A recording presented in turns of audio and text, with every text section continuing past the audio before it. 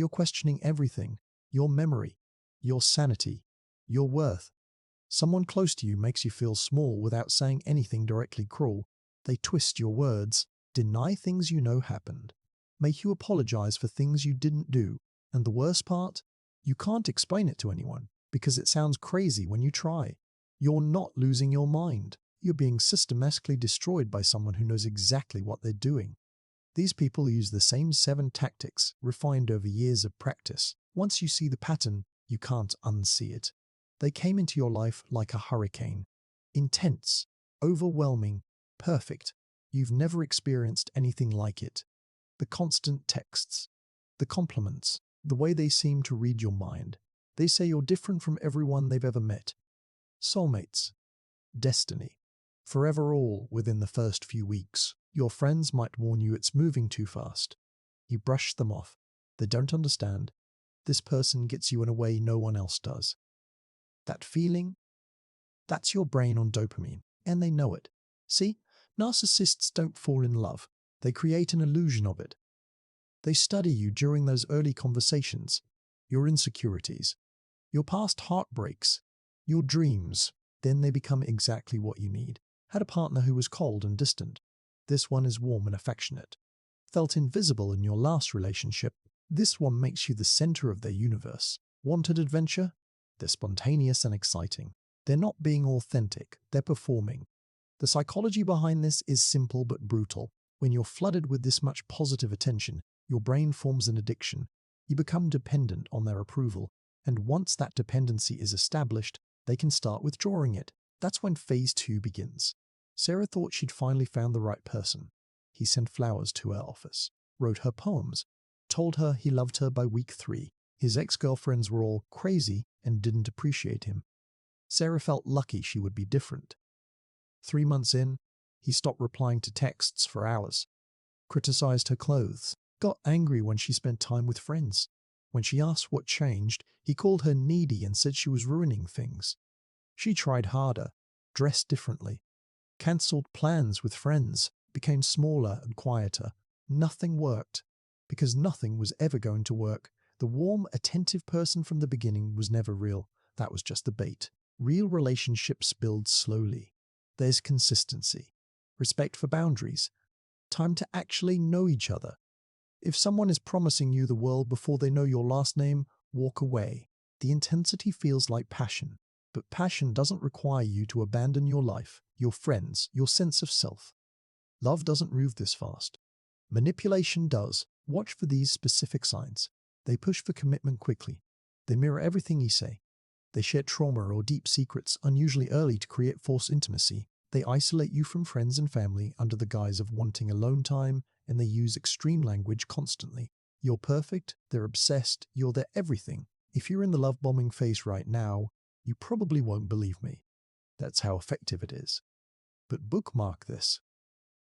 Because in a few months, when the mask slips, you'll understand you had a conversation. You remember it clearly. They said something hurtful. You brought it up later, and they looked at you like you're insane. I never said that. But you know they did. You were there. So was your friend. You all heard it. You're remembering wrong. You always do this. You twist things. Your friend hesitates. Maybe they misheard. You start to doubt yourself. Did it really happen that way? That's gaslighting, and it's designed to make you distrust your own mind. The term comes from a 1944 film where a husband dims the gaslights in their house and convinces his wife she's imagining it. He wants her institutionalized so he can steal her inheritance. Fiction, sure, but it happens every single day in real relationships. Narcissists use gaslighting because it's the perfect crime. There's no evidence, no bruises, no proof, just your word against theirs. And they're very good at making their words sound more credible. They'll deny conversations you had, events that happened, promises they made. They'll accuse you of being forgetful, emotional, or dramatic. Over time, you stop trusting your memory. You stop bringing things up because the fight isn't worth it.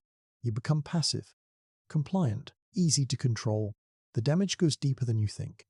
Brain scans of people who've experienced prolonged gaslighting showed changes in the areas responsible for memory and decision-making. You're not being sensitive. You're being psychologically rewired. Lisa's boyfriend Mike would make plans, then claim she imagined them. He'd say things like, "I never agreed to that," or "You're losing your memory."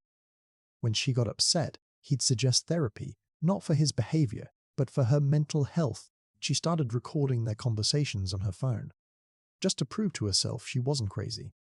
And she wasn't. He lied constantly. But when she played him a recording, he didn't apologize. He got angry. How dare she not trust him? Now she was the villain for recording him. That's the double bind. You gather evidence and you're paranoid. You don't gather evidence and you're crazy. Common gaslighting phrases that never happened. You're too sensitive. You're imagining things. Everyone thinks you're overreacting. You're remembering it wrong. I was just joking. You can't take a joke. You're the crazy one. They don't say these things once. They say them constantly, until your baseline reality shifts, until you'd rather stay quiet than be called crazy again. If someone consistently makes you question your sanity, that's not a communication issue. That's psychological abuse. Document things. Write down conversations. Save texts. Not because you need to prove anything to them. You don't. They'll never admit what they're doing. Do it for yourself. So when you're lying in bed at 2 a.m., wondering if you're the problem, you can read your own words and remember you're not. Trust your memory. Trust your feelings. If something feels wrong, it is. Your gut knows before your brain catches up. Stop explaining yourself to someone who's invested in misunderstanding you. You're never alone with a narcissist. Even when you are, there's always a third person in the room. An ex, a coworker, a friend. Someone they compare you to. Someone who's better than you in some unspoken way. My ex never complained about this. Sarah would understand. Everyone else thinks I'm right.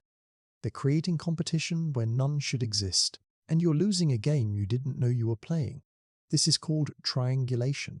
It's a manipulation tactic that keeps you insecure, jealous, and competing for their attention. Because when you're worried about being replaced, you don't have energy to question their behavior. The third person doesn't even need to be real. Sometimes they invent people, anonymous friends who think you're wrong, exes who are so much better, admirers who are waiting in the wings if you don't get your act together. And you? You try harder. You compete. You become smaller, quieter, more accommodating, anything to win. But you can't win, because the game is rigged. Jake always mentioned his co-worker Emma, how smart she was, how funny, how she understood his job stress in ways his girlfriend didn't. When his girlfriend got uncomfortable, he called her insecure. "We're just friends. Why are you so jealous?" But he'd text Emma at dinner. Compare his girlfriend to her. Make sure his girlfriend to her. Make sure his girlfriend knew Emma was always an option. He never cheated. He didn't have to. The threat was enough. His girlfriend started dressing like Emma, laughing at all his jokes, never complaining. Anything to be the one he chose. Emma probably had no idea she was being used as a weapon. Narcissists pit people against each other because it serves multiple purposes. It keeps you insecure and trying to prove yourself. It gives them ego boosts from multiple sources. It prevents people from comparing notes and realizing the narcissist is the problem.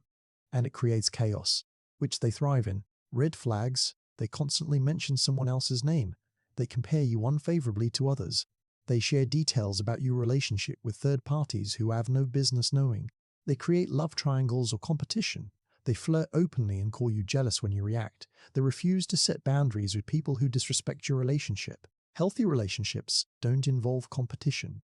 You're not auditioning for a role.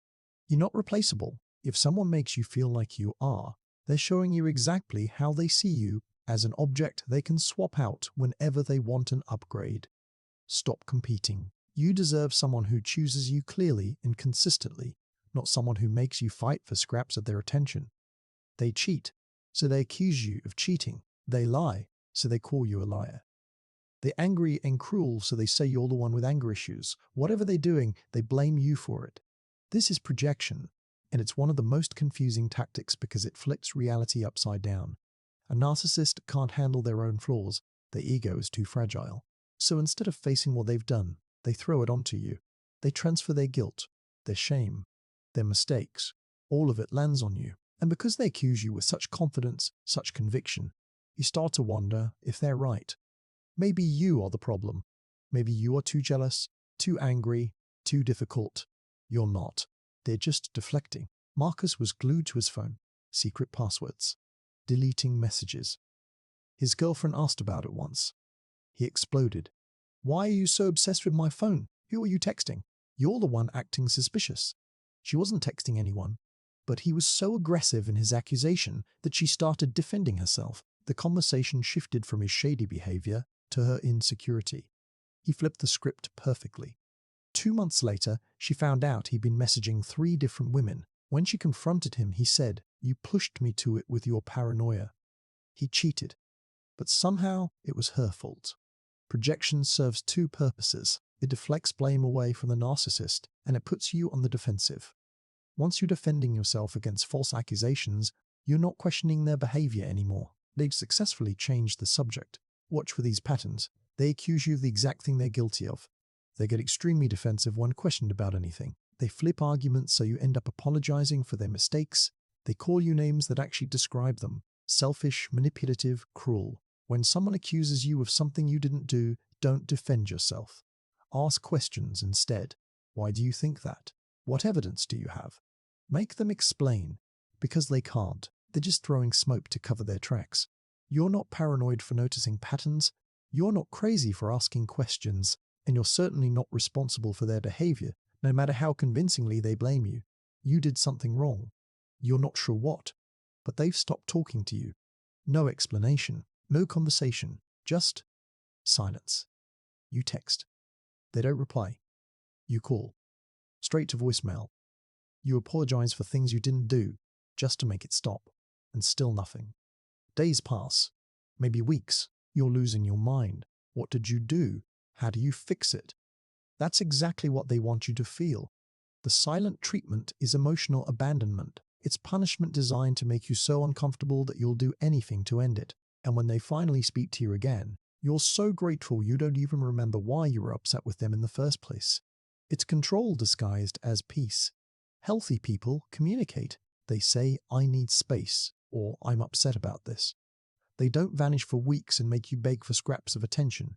But narcissists weaponize silence because it works. It triggers your deepest fear abandonment. It makes you panic, and in that panic, you become willing to accept anything. Their version of events, their rules, their reality. Rachel's partner would go silent for days after any disagreement. Not arguments, disagreements. If she said she preferred Italian food over Chinese, he'd stop responding. If she made plans with friends, he'd disappear. She'd panic.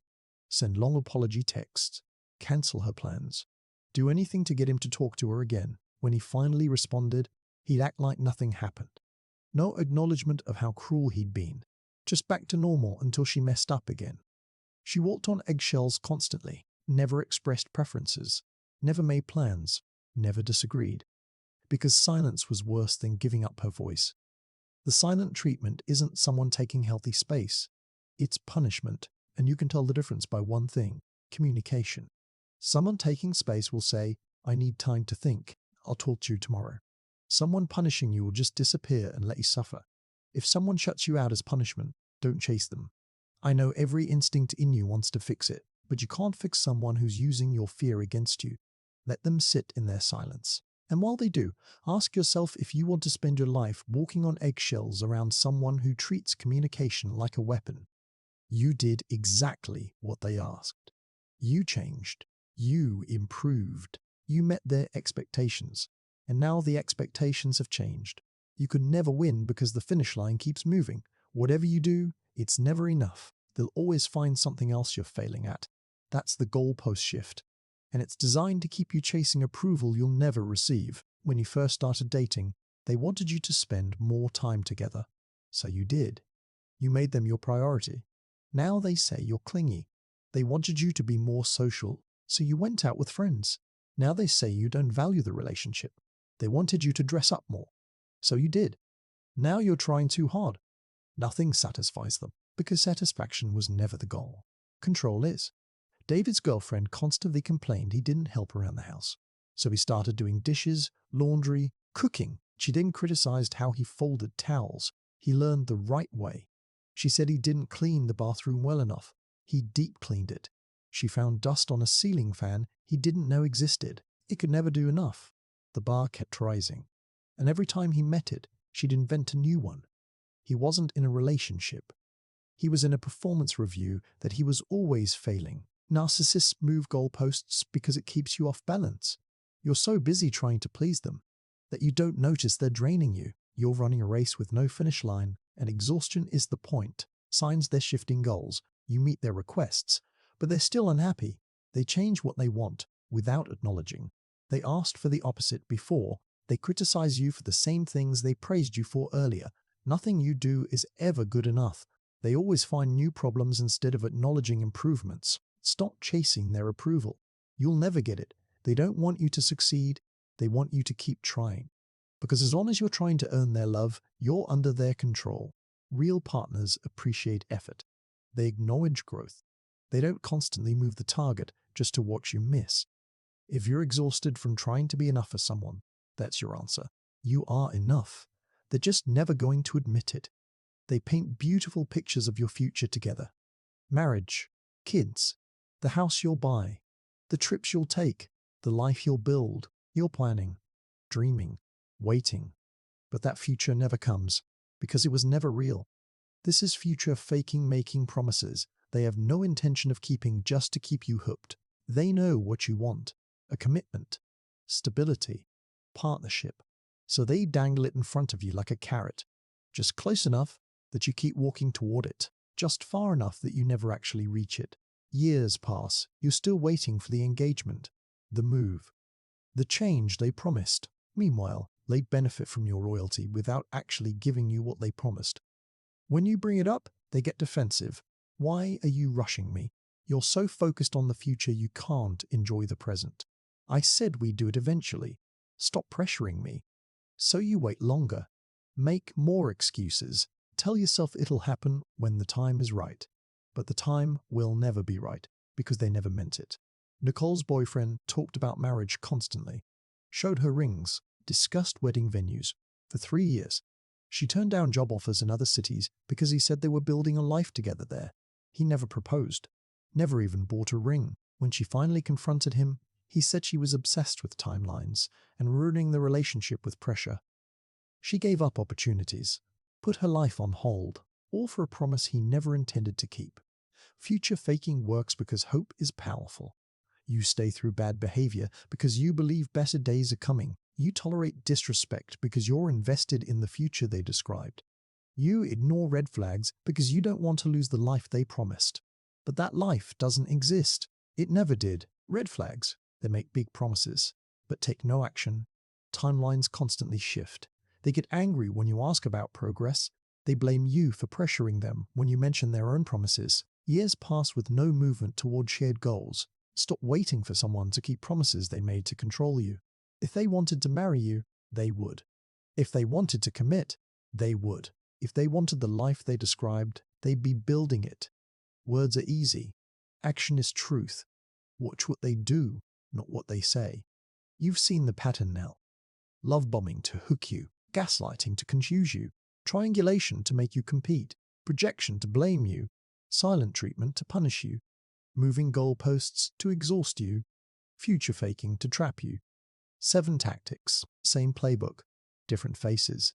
And here's what you need to understand. These people don't change. Therapy doesn't fix them unless they genuinely want to change. And most don't. They like who they are. They just don't like when you stop accepting how they treat you. You can't love them into being better. You can't sacrifice enough of yourself to satisfy them. You can't prove your worth to someone who profits from you feeling worthless. You have 2 choices. Accept this is who they are and adjust your expectations to nothing, or leave. There's no third option where they wake up and realize what they've done and become the person you deserve. That person doesn't exist. They showed you who they are through love bombing. Everything after that is just the mask coming off. You already know what you need to do. You've known for a while. You're just scared. And that's okay. Fear is normal, but staying is scarier than leaving. Choose yourself. You won't regret it.